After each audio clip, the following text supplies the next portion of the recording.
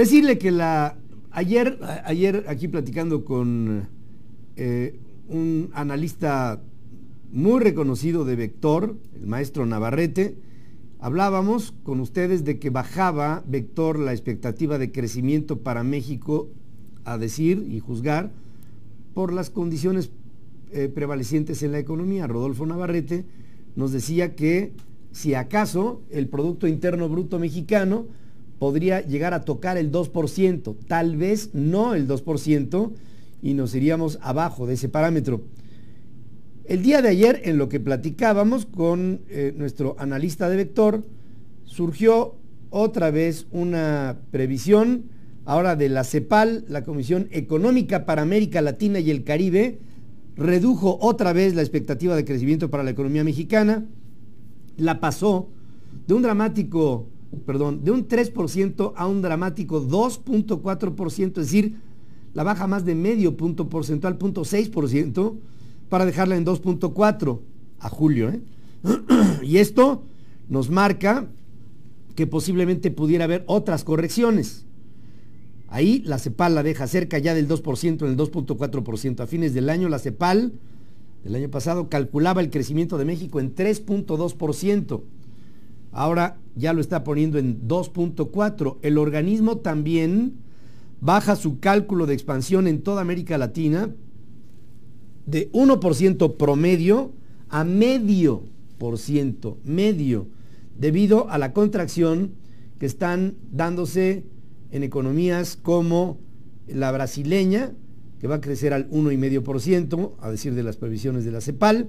Venezuela, por ejemplo, es un drama. ¿Saben ustedes cuánto va a crecer? Va a tener un crecimiento negativo del 5.5%. Esto ya nos da un panorama de una perspectiva de crisis en Venezuela. Hemos venido apuntándole y siguiendo el conflicto venezolano económico, político, social, y Venezuela, estoy pendiente de que en Venezuela pase algo dramático. Lo que ahí ocurre es para la sociedad una verdadera pesadilla de la que habrá que salir. La secretaria ejecutiva de la CEPAL para México, Alicia Bárcena, explica que la desaceleración se debe a factores externos y también a otros particulares. Sobre, por ejemplo, el caso mexicano, Alicia Bárcena dice que pese a este ajuste a la baja, nuestro país mantendrá un crecimiento por encima de los países de América Latina. Y me decían cuando lo puse en el Twitter por la mañana, ese es mal de muchos, consuelo de...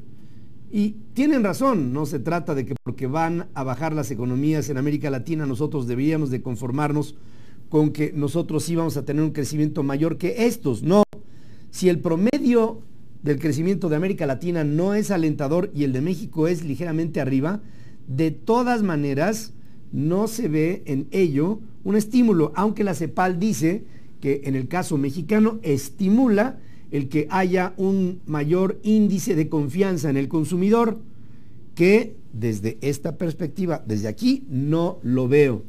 No veo que haya un mayor índice de confianza en el consumidor mexicano por la simple razón de que no está aumentando el consumo interno en la economía nuestra.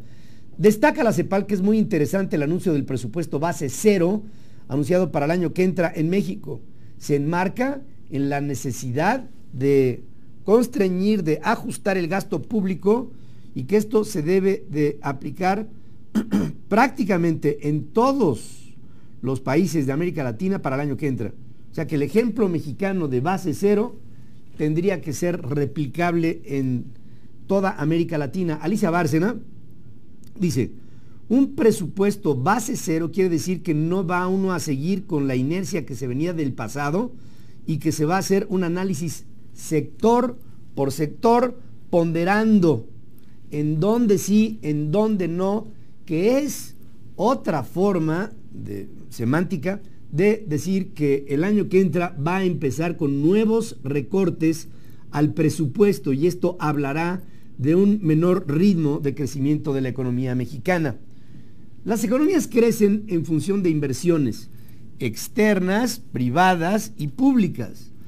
Obviamente, una de las mayores formas de detonar a las economías es a través de la inversión pública. Y aquí la inversión pública mexicana, con el presupuesto base cero, con cero coberturas petroleras, con un petróleo abajo, con una creciente producción petrolera y con mercados que están ensanchando sus posibilidades a nivel energético, México va a tener un año muy complejo el año que entra, y América Latina va a vivirla y pasarla mal en los próximos 365 días, una vez terminado el año 2015. La Secretaría de Hacienda y Crédito Público está seleccionando y viendo cuáles son los sectores que pueden apuntalar a la productividad, a la inversión, a la infraestructura, a la diversificación productiva, pero estamos empezando a sentir que no hay dinero para proyectos específicos. Le doy dos, que son de los macro proyectos mexicanos. El aeropuerto nuevo de la Ciudad de México no tiene dinero para fondearse. Tiene que encontrar dinero en capitales por la vía de la subasta de papel como recurso. El otro proyecto que le digo no tiene hasta este momento un curso claro es el Acueducto 6, allá en Monterrey, destinado a proveer agua para el área metropolitana regia, que es una enorme necesidad.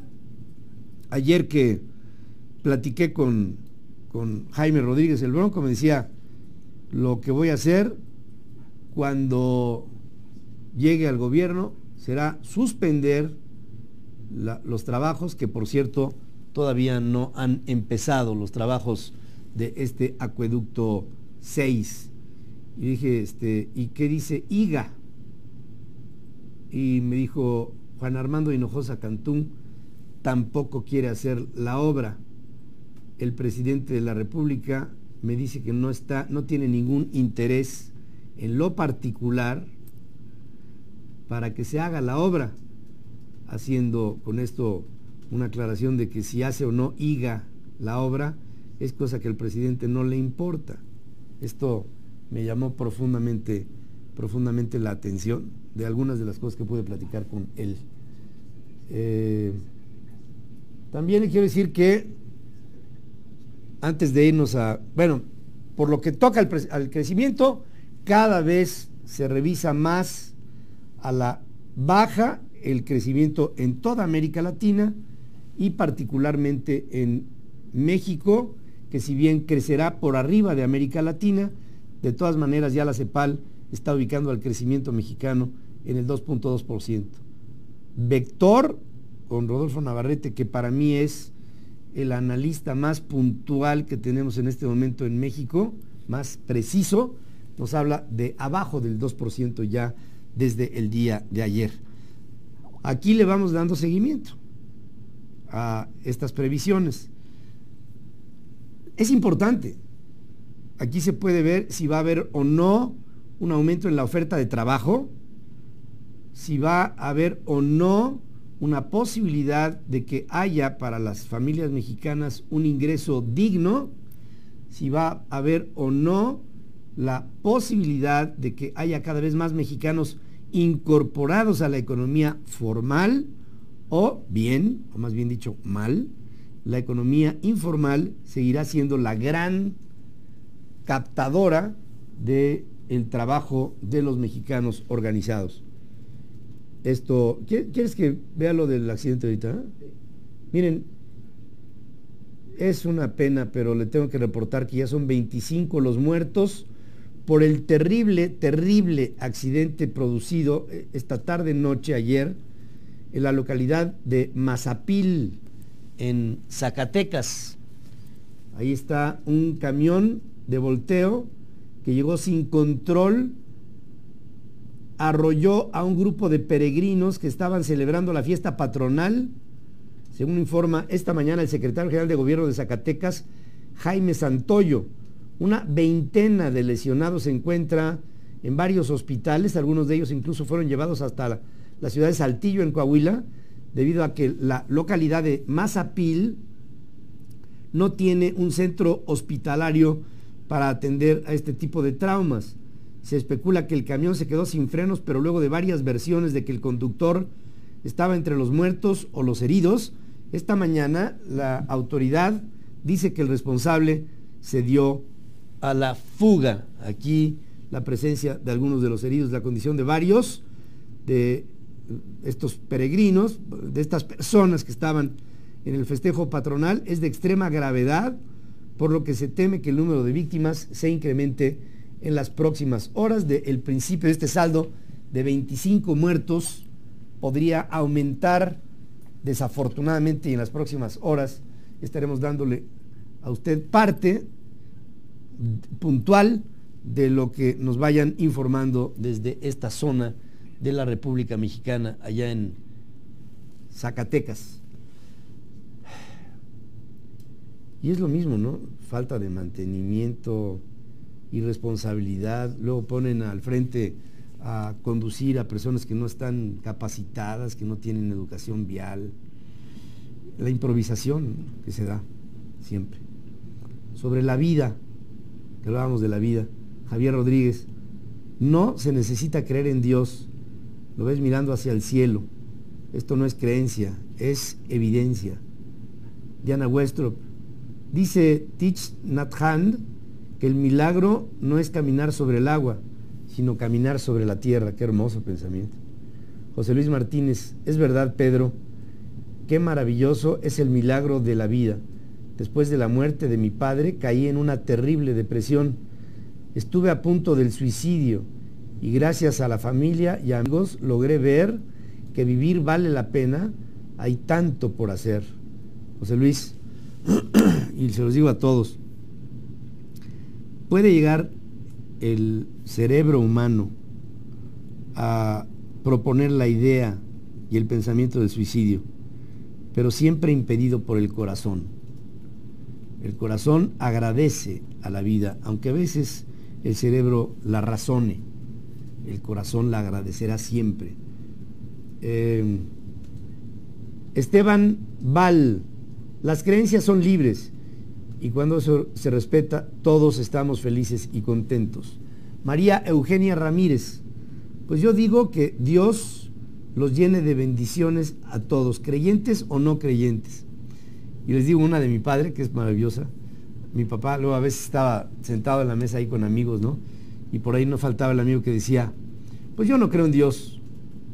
Y se le quedaba viendo. Mi papá llegó a ser ateo, en una época de su vida. Y se le quedaba viendo, ya en el final de las postrimerías de la vida de mi padre se convirtió en un hombre profundamente creyente de la vida después de la vida. Y decía, ¿tú no crees en Dios? No, yo no creo en Dios. Dice, pues no sabes lo preocupado que debe de estar porque no crees en Él. Vamos a hacer una pausa, regreso con lo importante.